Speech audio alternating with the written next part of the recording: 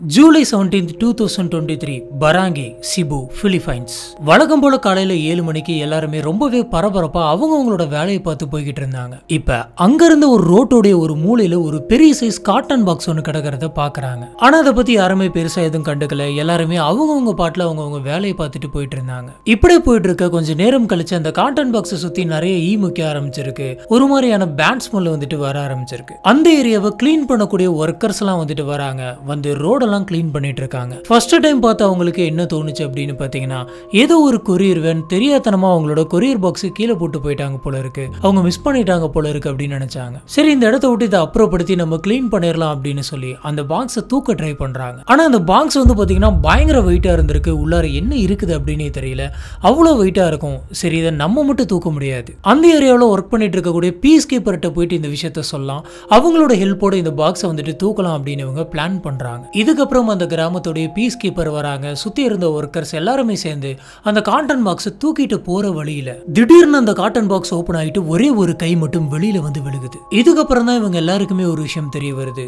இவ்வளவு மணி நேரமா இவங்க எல்லாருமே சேர்ந்து தூக்க ட்ரை பண்ணிட்டு இருந்த அந்த பாக்ஸுக்குள்ள ஒரு பொண்ணுடைய சடலம் இருந்திருக்கு அப்படின்னு. வெளியில இப்படி ஒரு கை வந்துட்டு விழுந்த உடனே உள்ளார சடலம் இருக்கு அப்படின்னு தெரிஞ்ச உடனே அங்க இருந்தவங்க அத்தனை பேருமே வந்துட்டு ரொம்பவே பயந்து போனாங்க. உடனடியாக அவங்க பக்கத்துல இருந்த லபாகன் போலீஸ் ஸ்டேஷனுக்கு இன்ஃபார்ம் பண்றாங்க. அந்த பாக்ஸ்குள்ள இருந்த அந்த பொண்ணு யாரு, அந்த பொண்ணு யாரு கொலை பண்ணிருப்பா, இந்த கொலையை போலீஸ் ஆபீசர்ஸ் எல்லாருமே மாத்தி இன்வெஸ்டிகேஷன் பண்ணி எப்படி கண்டுபிடிச்சாங்க. ஹலோ ஃப்ரெண்ட்ஸ், நான் உங்க சாமி. Welcome to the spot.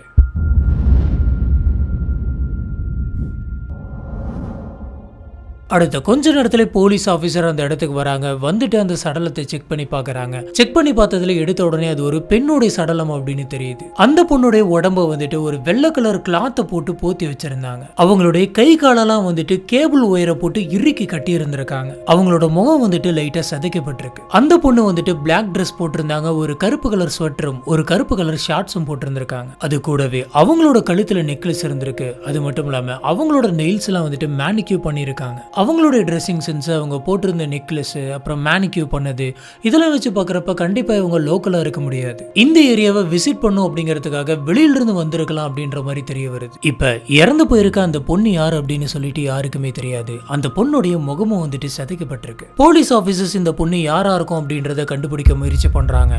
இதனால அந்த ஏரியா அப்புறம் பக்கத்து ஏரியாவில் இருக்கக்கூடிய போலீஸ் ஸ்டேஷன்லாம் எதனாச்சும் மிஸ்ஸிங் பர்சன் கம்ப்ளைண்ட் வந்திருக்கா அப்படின்னு சொல்லி சர்ச் பண்றாங்க. இப்படி சர்ச் பண்ணதுல ரியாமே டொக்கோமோ அப்படின்ற ஒரு 19 வயசு பொண்ணு ஒண்ணு காணோம் அப்படின்னு சொல்லி தெரிய வருது. காணாம போன பொண்ணு இந்த பொண்ணா கூட இருக்கலாம் அப்படின்னு சொல்லி இவங்க யோசிக்க ஆரம்பிக்கிறாங்க. அந்த ரியாமே டொக்கோமோடைய ஃப்ரெண்ட்ஸ் அப்புறம் ஃபேமிலி மெம்பர்ஸ் எல்லாத்தையுமே கூட்டு வந்து இந்த சடலத்தை பார்த்து, இந்த சடலம் உங்க பொண்ணுடையதா அப்படின்னு சொல்லி சொல்லுங்க அப்படின்னு கேட்கறாங்க. இப்படி பார்த்தா அவங்க வந்துட்டு இது எங்க பொண்ணு தான், எங்க பொண்ணு ரியாமே தான் அப்படின்னு சொல்லி கன்ஃபார்ம் பண்றாங்க. அந்த ரியாமே போட்டிருந்த நெக்லஸ் வந்துட்டு அவங்களோட ஃபேவரட் நெக்லஸ் அப்படின்னும், அவங்க போட்டிருக்க அந்த ஷார்ட்ஸ் வந்துட்டு அவங்களோட ஃபேவரட் ட்ரெஸ் அப்படின்னு சொல்றாங்க. இப்படி அடையாளம் காட்டினவங்க கொடுத்த இன்ஃபர்மேஷன் படி அந்த ஸ்பாட்ல ரியாமேயோட வேலட்டும் போனும் வந்துட்டு மிஸ் ஆயிருக்கு. இப்ப போலீஸ் ஆபீசர்ஸ் எல்லாருமே மிஸ் ஆன அந்த மொபைல் போனை வந்துட்டு ட்ராக் பண்ணிட்டு இருக்காங்க. இது கூடவே அந்த ரியாமேயோட சடலத்து மேல போத்திருந்த அந்த வெள்ளை கலர் கிளாத்தை பாக்குறப்ப அது பக்கத்தில் இருக்கக்கூடிய ஹோட்டல்ஸ்ல யூஸ் பண்ற கிளாத் மாதிரி இருந்திருக்கு. ஒருவேளை அந்த கிளாத் வந்துட்டு பக்கத்தில் இருக்க ஹோட்டல்ல இருந்து எடுத்திருக்கலாம் அப்படின்ற கோணத்துல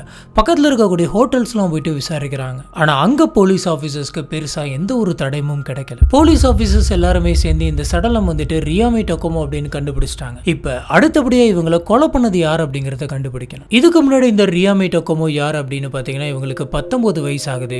இவங்களுக்கு 2 அக்கா இருக்காங்க. இவங்க தான் கடைசி பொண்ணு. இவங்க வீட்டுல அப்பா அம்மா 3 பொண்ணுங்க அப்படின்னு சொல்லி எல்லாருமே ரொம்பவே சந்தோஷமா வாழ்ந்துகிட்டு இருந்தாங்க. இதுல இந்த ரியாமே டொக்கோமோ வந்துட்டு ரொம்பவே அமைதியான பொண்ணு அப்படின்னு, ரொம்பவே கைண்டான ஒரு பொண்ணு அப்படின்னு சொல்றாங்க. ரியாமே யாருக்குமே எந்த ஒரு சிரமமும் கொடுக்க மாட்டாங்களாம். அவங்க பாட்டுக்கு அவங்க உண்டு, அவங்க வேலை உண்டுன்னு இருப்பாங்களாம். இவங்க ஸ்கூலிங் எல்லாம் முடிச்சுட்டு காலேஜ் போற அந்த டைம் வந்து பாத்தீங்கன்னா இவங்களுடைய மொத அக்கா கூட தான் ஸ்டே பண்ணி இருந்திருக்காங்க. அப்ப ரியாமேயோட அக்கா வந்துட்டு நிறைய பிசினஸ் எல்லாம் பண்ணிட்டு இருந்தாங்க. அந்த பிசினஸ்ல கிடைச்ச காசு எடுத்து இவங்களுக்கு கொடுத்து கொஞ்சம் ஹெல்ப் பண்ணிட்டு இருந்தாங்க. ரியாமே டொக்கோமோட இன்ட்ரெஸ்ட் எல்லாமே வந்து பாத்தீங்கன்னா கிரிமினாலஜி படிக்கணும், ஒரு பெரிய போலீஸ் ஆகணும் அப்படிங்கிறது தான். இதுக்காக இவங்க நிறைய படிக்க ஆரம்பிக்கிறாங்க. ஆனா நாளடைவில் இவங்களோட இன்ட்ரெஸ்ட் வந்துட்டு மாறிடுது. இவங்க டூரிசம் பத்தி படிச்சு டூரிசம் பத்தி தெரிஞ்சுக்கணும் அப்படின்னு ஆசைப்படுறாங்க. அதை நோக்கி படிக்க ஆரம்பிக்கிறாங்க. ஆனா ஒரு கட்டத்து மேல இவங்களுக்கு பெருசா காசு இல்ல, குடும்பமும் ரொம்ப கஷ்டப்படுது அப்படின்ற விஷயம் தெரிஞ்சு தெரிஞ்சதுக்கு அப்புறமா இவங்க அவங்களுடைய காலேஜை டிஸ்கண்டினியூ பண்ணிட்டு நிறைய வேலைகள்லாம் வந்துட்டு பண்ண ஆரம்பிக்கிறாங்க. இப்படி கிடைச்ச வேலை எல்லாத்தையுமே பண்ணிக்கிட்டு இருந்த அந்த சமயத்துல தான் ரியாமி டொகோமோவுடைய ஃப்ரெண்டான ஜூவல் ஸ்மித் கூட சேர்ந்துட்டு வெளியூர் போயிட்டு வேலை பார்க்கலாம் அப்படின்னு முடிவு பண்றாங்க. இதுல இவங்களுடைய ஃப்ரெண்டான ஜூவல் ஸ்மித் அப்படின்றவங்க ஏற்கனவே நிறைய பார் ரெஸ்டாரண்ட்டுக்கெல்லாம் போயிட்டு வெயிட்ரஸாலாம் வந்துட்டு ஒர்க் பண்ணிட்டு இருக்காங்க. நம்மளும் அந்த ஊருக்கு போயிட்டு ஒர்க் பண்ணலாம் அப்படின்னு சொல்லி இவங்க சிபுக்கு போறாங்க. சொல்ல போனா இவங்க இந்த இடத்த விட்டு வெளியில இன்னொரு இடத்துக்கு போறாங்க அப்படின்ற விஷயமே இவங்க வீட்டுல இருக்கக்கூடிய யாருக்குமே தெரியாது. யாருக்கும் தெரியாம தான் இவங்க வராங்க. இவங்களும் அவங்களுடைய ஃப்ரெண்டான ஜூவல் ஸ்மித் இவங்க ரெண்டு பேருமே சேர்ந்து அங்க இருக்கக்கூடிய ஒரு போர்டிங் ஹவுஸ்ல ரூம் ஷேர் பண்ணி தங்கிட்டு இருந்திருக்காங்க. ரெண்டு பேருமே டெய்லியுமே வீட்டுல மீட் பண்ணிப்பாங்க. மீட் பண்ணிக்கிட்டதுக்கு அப்புறமா ரெஸ்டாரண்ட் இல்ல பாருக்கு போயிட்டு ஒர்க் பண்ணுவாங்க. சொல்ல போனா கடைசி வரைக்குமே இவங்க இந்த விஷயம் எதையுமே வந்துட்டு வீட்டுல இன்ஃபார்ம் பண்ணல. இந்த மாதிரி இவங்க இறந்துட்டாங்க அப்படின்ற இன்ஃபர்மேஷன் வெளியில வந்து இதை பத்தி விசாரிக்கும் போது தான் தெரியுது இவங்க இந்த மாதிரி வேற ஒரு ஊருக்கு போயிட்டு அங்க இருக்கக்கூடிய பார் ரெஸ்டாரண்ட்ல வேலை பார்த்துட்டு இருந்தாங்க அப்படின்னு. கடைசியா ரியாமி டொகோமோவுடைய சிஸ்டரான ரோட்சிக்கு கால் பண்ணி எனக்கு இந்த மாதிரி சிபு போறதுக்கு ஒரு டிக்கெட் புக் பண்ணும் அப்படின்னு கேட்டிருக்காங்க. அங்க எதுக்கு டிக்கெட் புக் பண்ணும் அப்படின்னு சொல்லி கேட்டதுக்கு நான் ஆன்லைன்ல ட்ரை பண்ணேன் ஆனா கிடைக்கவே இல்லை, நீ எப்படியாச்சும் எனக்கு புக் பண்ணித்தா அப்படின்னு இருக்காங்க.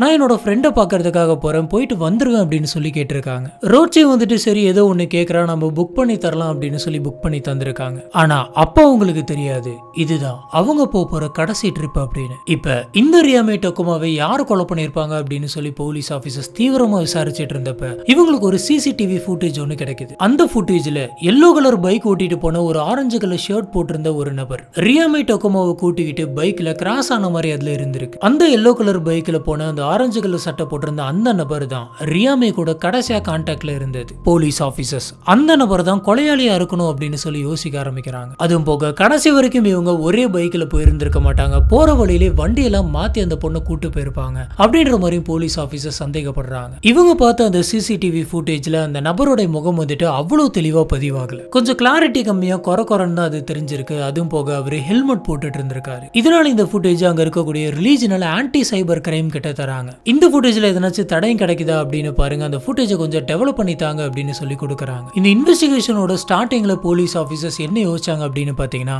ரியாமியோட முகம் வந்துட்டு சதைக்கப்பட்டிருக்கு, எதனாச்சும் சுடு தண்ணி மாதிரியோ இல்ல ஆசிட் மாதிரியோ எதனாச்சும் ஊத்தி இருந்திருக்கலாம் அப்படின்ற மாதிரி யோசிச்சாங்க. ஆனா பிரேத பரிசோதனை ரிப்போர்ட் வந்ததுக்கு அப்புறம் தான் ஒரு விஷயம் தெரிய வந்தது, அவங்களோட முகத்துல எதுவுமே ஊத்தல, அந்த கொலை பண்ணவே எதுவுமே பண்ண கிடையாது. அவங்கள கட்டி போட்டு அந்த பாக்ஸ்குள்ள வச்சிருந்த அந்த சமயம் லைட் அவங்களோட முகம் வந்துட்டு டீகம்போஸ் ஆயிருக்கு, அதனாலதான் அந்த மாதிரி இருந்திருக்கு அப்படின்னு சொல்றாங்க. அவங்க இறந்து போன 10 நாள் கழிச்சு, அதாவது ஜூலை 27, 2023 ரியாமி டொகோமோவுடைய செல்போன் வந்துட்டு கிடைக்குது. ஒரு நபர் தானாவே போலீஸ் ஸ்டேஷனுக்கு வந்துட்டு கையில இருந்த அந்த போனை கொடுத்து இந்த போன் தான் ரியாமியோட போனு, எனக்கு இதுக்கு எந்த ஒரு சம்பந்தமும் கிடையாது, எனக்கு இன்னொருத்தங்க வித்தாங்க அப்படின்னு சொல்லி நான் கார்பன் மார்க்கெட்ல போயிட்டு இந்த போனை வாங்கிட்டு வந்தேன் அப்படின்னு சொல்றாரு. இதை கேட்ட போலீஸ் ஆபீசர்ஸ் வந்துட்டு இதுதான் ரியாமியோட போன் அப்படின்னு சொல்லி உங்களுக்கு எப்படி தெரியும், நீங்க எப்படி கரெக்டா போலீஸ் ஸ்டேஷனுக்கு வந்து தந்தீங்க அப்படின்னு கேட்கறாங்க. அதுக்கு அந்த நபர் என்ன சொல்றாரு அப்படின்னு பாத்தீங்கன்னா, நான் நியூஸை பார்த்துட்டு இருந்தேன், நியூஸ்ல ரியாமியோட போட்டோ வந்துட்டு நிறைய வந்துகிட்டே இருந்தது, அதுவும் போக இந்த போனை நான் ஓபன் பண்ணி உள்ளார பார்த்தப்ப ரியாமியோடைய செல்ஃபி போட்டோஸ்லாம் நிறைய இருந்தது, அது மட்டும் இல்லாம அவங்களோட டீடைல்ஸும் இருந்தது. இதை வச்சுதான் இது ரியாமியோட செல்போன் அப்படின்னு சொல்லி நான் கண்டுபிடிச்சேன்,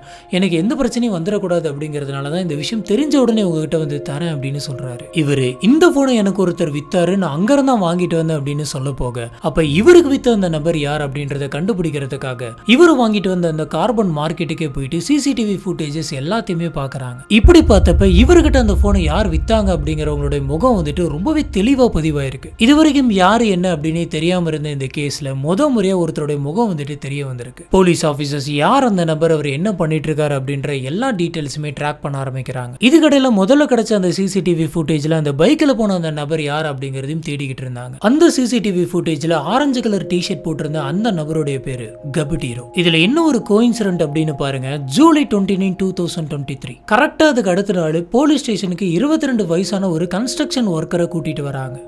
அவரு ஒர்க் பண்ணிட்டு இருந்த கன்ஸ்ட்ரக்ஷன் ஃபீல்டுல ஏதோ ஒரு தில்லுமுள்ளு பண்ணாரு அப்படிங்கிறதுக்காக போலீஸ் வந்துட்டு புடிச்சிட்டு வந்திருக்காங்க. இந்த கேஸ்ல இவர் சம்பந்தப்பட்டிருக்காரு, இந்த போட்டோல இருக்கிறவரை நீங்க எங்க பாத்தீங்கன்னாலும் சரி உடனடியே எங்களுக்கு தகவல் கொடுங்க அப்படின்னு சொல்லி போலீஸ் ஆபீசர்ஸ் நியூஸ் சேனல் எல்லாத்துலயுமே சொல்லிட்டு இருக்காங்க. ஆனா பாத்தீங்கன்னா போலீஸ் ஸ்டேஷனுக்கு அந்த நபர் வந்துட்டு எதிர்த்தாப்புலயே வந்து நிக்கிறாரு. போலீஸ் ஸ்டேஷனுக்குள்ளேயே கபுட்டீரோவை பார்த்த போலீஸ் ஆபீசர்ஸ்க்கு பயங்கர ஷாக்கிங்கா இருந்தது. உடனடியே பிடிச்சி இன்வெஸ்டிகேஷன் ஸ்டார்ட் பண்றாங்க. போலீஸ் ஆபீசர்ஸ் கபுட்டீரோவை பார்த்து உங்க கையில எப்படி அந்த பொண்ணோட போன் வந்துச்சு, நீங்க தான் அந்த கொலையை பண்ணீங்களா, அந்த பொண்ணை பத்தி சொல்லுங்க அப்படின்னு பல கேள்விகளை கேட்கறாங்க. இதுக்கு கபுட்டீரோ அந்த பொண்ணை நான் கொலை பண்ண கிடையாது, அந்த பொண்ணு யாருன்னு எனக்கு தெரியாது அப்படின்னு சொல்றாரு. சொல்ல போனா அந்த செல்போனை வித்தது மட்டும்தானா, ஆனா என்ன விற்க சொன்னது, எனக்கு இன்ஸ்ட்ரக்ஷன் கொடுத்தது எல்லாமே இன்னொரு நபர். அவரு என் வீட்டு பக்கத்துல தான் இருக்காரு, என்னோட நெய்பர் தான், அவருடைய பேர் வந்துட்டு கபீசன் அப்படின்னு சொல்றாரு. அவர் தான் என்கிட்ட இந்த செல்போனை கொடுத்து இந்த செல்போனை எனக்கு வித்துதா அப்படின்னு சொல்லி கேட்டாரு. ஆரம்பத்துல அவர் என்ன சொன்னார் அப்படின்னு பாத்தீங்கன்னா, ஒன்னு இந்த போனை வந்துட்டு அன்லாக் பண்ணி எனக்கு ஓபன் பண்ணித்தா, அப்படி இல்ல அப்படின்னு சொன்னா இந்த போனை யார்கிட்டயாச்சும் வித்து காசியாச்சுதா அப்படின்னு சொல்லி கேட்டாரு.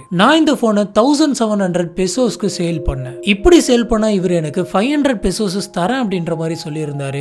அதுக்கு ஆசைப்பட்டு தான் இந்த செல்போனை நான் வித்தேன். மத்தபடி எனக்கும் இந்த கொலைக்கும் எந்த விதமான சம்பந்தமும் இல்ல, அந்த பொண்ணு யாருன்னு எனக்கு தெரியாது அப்படின்னு சொல்றாரு. இது கூடவே அவரு இன்னொரு பயங்கரமான விஷயத்த சொல்றாரு. அது என்ன அப்படின்னு பாத்தீங்கன்னா, இந்த கொலை நடக்கிறதுக்கு கரெக்டா ஒரு நாளைக்கு முன்னாடி அந்த கபீசன் ஒரு பொண்ணோட கழுத்தை பிடிச்சி நெரிச்சிட்டு இருந்த மாதிரி நான் பார்த்தேன். கூடவே ஒரு பெரிய சைஸ் காட்டன் பாக்ஸ் ஒன்று வச்சிருந்தாரு. சரி நம்ம எதுக்கு போயிட்டு கேட்டுட்டு இருக்கணும், கேட்டா நம்ம கிட்ட சண்டைக்கு வருவார் அப்படின்னு சொல்லி அதை நான் கண்டுக்காமலே அந்த இடத்த விட்டு கிளம்பிட்டேன் அப்படின்னு சொல்லியிருக்காரு. இதை கேட்ட உடனே போலீஸ் ஆபீசர்ஸ் எல்லாருக்குமே கபீசன் மேல பயங்கரமான சந்தேகம் வருது. போலீஸ் ஆபீசர்ஸ் எல்லா இடத்துலயுமே அந்த கபீசனை தேட ஆரம்பிக்கிறாங்க. கபீசனை போலீஸ் ஆபீசர்ஸ் தேடிக்கிட்டு இருந்தாலும் கெபட்டிரோ மேலேயும் போலீஸ் ஆபீசர்ஸ்க்கு சந்தேகம் இருக்கு. ஏன்னா இவரும் சாதாரணமான ஆள் கிடையாது, இவர் பேர்லயுமே எக்கச்சக்கமான கிரிமினல் கேஸ்லாம் வந்துட்டு இருக்கு. சொல்லப்போனா ஜூன் மாசம் 22ஆம் தேதி, அதாவது இந்த சம்பவம் நடக்கிறதுக்கு கரெக்டா ஒரு மாசத்துக்கு முன்னாடி இவரும் அவர் கூட யாரோ ஒரு ஃப்ரெண்டையும் கூட்டிட்டு அங்க இருக்கக்கூடிய ஒரு பணக்கார பொண்ணோட வீட்டுக்கு போயிட்டு 2 பேருமே கொள்ளடிச்சாங்க. இதுல இவங்க எக்கச்சக்கமான பணம், நகை, பொருள் அப்படின்னு சொல்லி நிறைய திருடினாங்க. கிட்டத்தட்ட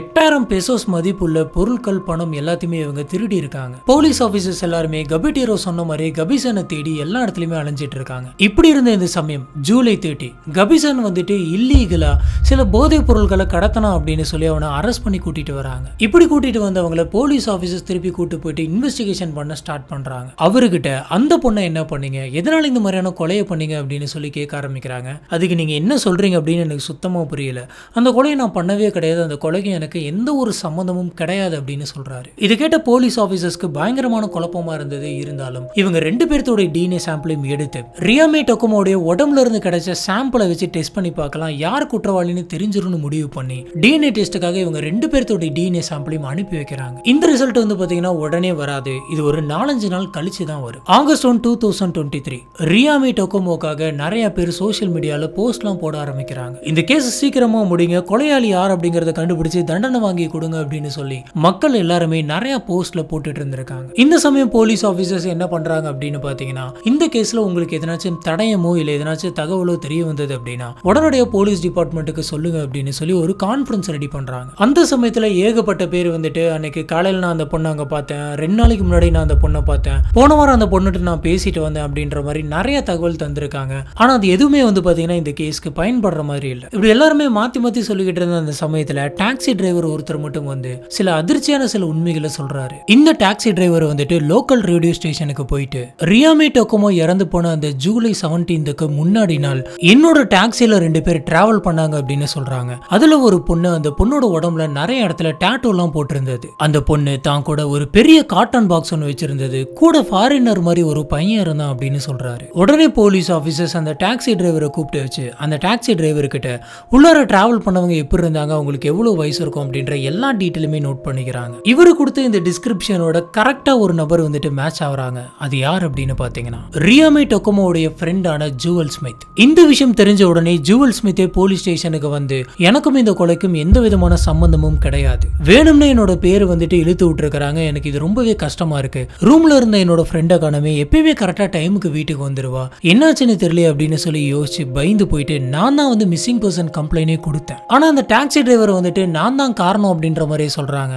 இதனால என்னோட போட்டோவை எல்லா நியூஸ் சேனலுமே போட்டதுனால சுத்தி இருந்தவங்க எல்லாருமே என்னை பத்தி தப்பா பேசுறாங்க. சொல்ல போனா ரியாமே டொகோமோ வந்துட்டு இறந்து போயிட்டாங்க அப்படின்னு சொல்ற அந்த நாள்ல வந்துட்டு நான் இந்த ஊர்ல இருக்க கிடையாது, நான் பக்கத்து ஊர்ல இருந்த ஒரு ரெஸ்டாரண்ட்ல வந்துட்டு வெயிட்ரஸா வேலை பார்த்துட்டு இருந்தேன், எனக்கும் இதுக்கும் எந்த விதமான சம்பந்தமும் கிடையாது அப்படின்னு சொல்றாங்க. போலீஸ் ஆபீசர்ஸ் இவங்க சொன்னதை செக் பண்றதுக்காக இவங்க உண்மையாலுமே அங்க வேலைக்கு வந்தாங்களா, அங்க இருக்கக்கூடிய சிசிடிவி கேமரா ஃபுட்டேஜ் எல்லாத்தையுமே செக் பண்ணி ஜூவல் ஸ்மித் சொன்ன மாதிரி ஜூவல் ஸ்மித் வந்துட்டு பக்கத்து ஊர்ல தான் இருந்திருக்காங்க, அன்னைக்கு அவங்க அந்த ஊர்ல இருக்க கிடையாது அப்படின்னு தெரியுது. இதனால ஜூவல் ஸ்மித்துக்கும் இந்த கேஸ்க்கும் எந்த விதமான சம்பந்தமும் இல்ல.